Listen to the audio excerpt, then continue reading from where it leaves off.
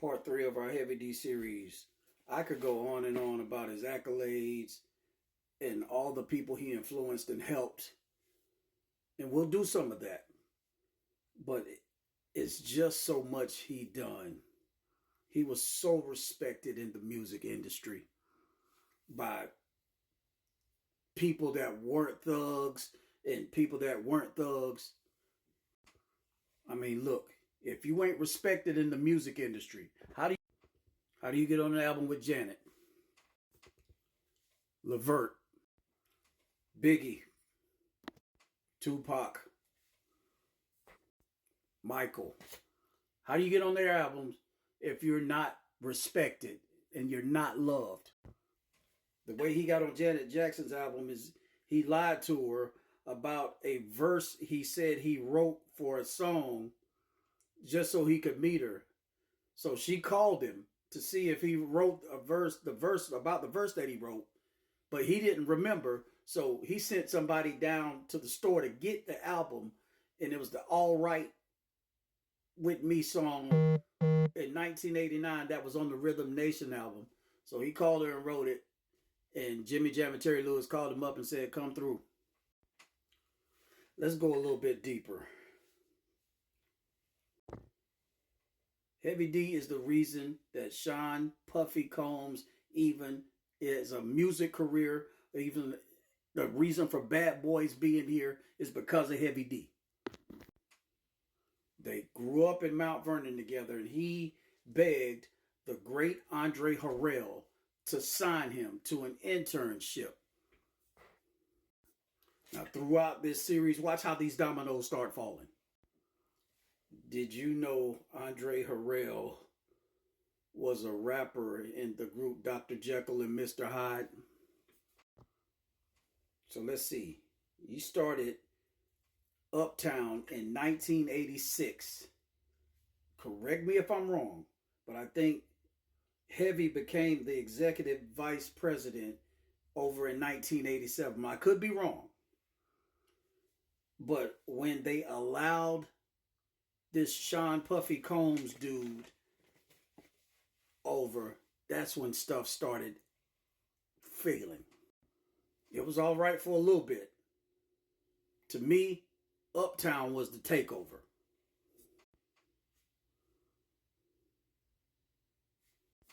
That was the roster Heavy and Andre Harrell put together. They let this dude intern with them, not knowing this dude had an evil plan the whole time.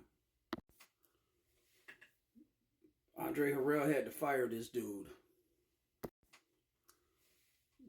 because he knew he didn't have the credentials to start a label without an internship. And I'm not mad about that because that's what it's there for, to learn.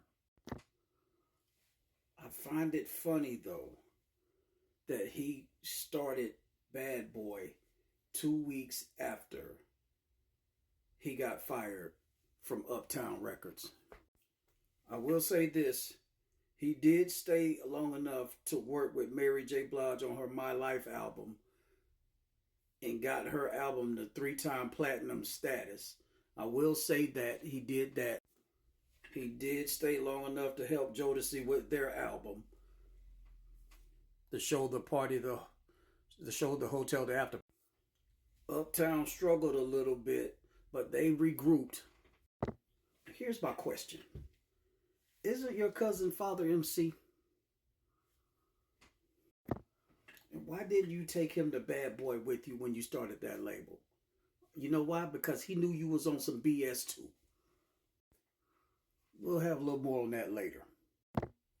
Heavy became president and CEO of Uptown Records and signed Monifa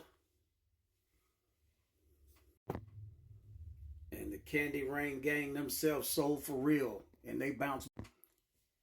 There's another thing that's bothering me. Why did Andre Harrell leave his own to go help Berry Gordy head up Motown? More on that later.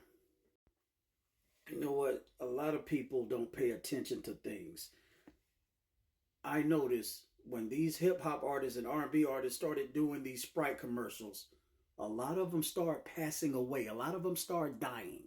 I'm going to show you something. Look, Heavy D and Trouble T, they passed away. They did a Sprite commercial. You got Chris Kelly from Criss Cross, who did a Sprite commercial. No longer with us. Tony Thompson and Roderick Pooh Clark from High Five. Gone. These people either end up dead or broke. For look at if they have not passed away, they were either affected by those who were. Like for instance, Pete Rock and CL Smooth song When They Reminisce Over You was about Trouble T. Pay attention. Remember to like, share, subscribe, comment, repost. Part 4 coming up.